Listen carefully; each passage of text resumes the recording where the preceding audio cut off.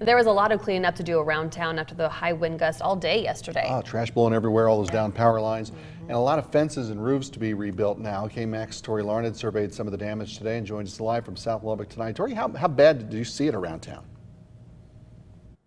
Well, Brian, as a matter of fact, you can see it right behind me. This fence just blown down from the wind. It's incredible what almost 70-mile-per-hour winds can do. And as I'll show you in just a minute, as you drive down these roads, so many of the homes have damage to their roofs. And I spoke to one of those families who says now it's all about dealing with those repairs.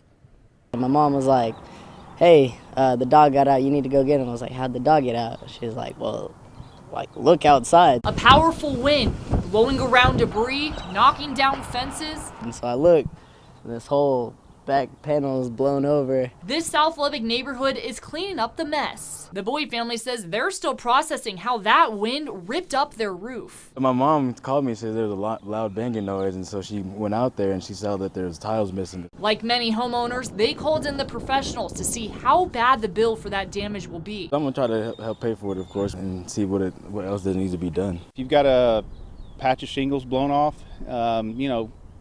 generally you can get that done for less than $500, but again, you really have to go out and look at the damage and assess it. Even if it doesn't seem like much, Chad Gregg with Cantex Roofing says damage could be worse than it appears.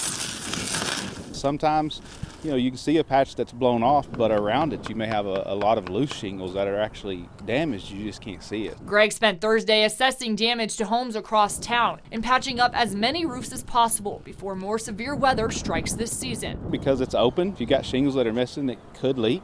So it's very important to at least get it temporarily covered up till you can get a permanent repair done.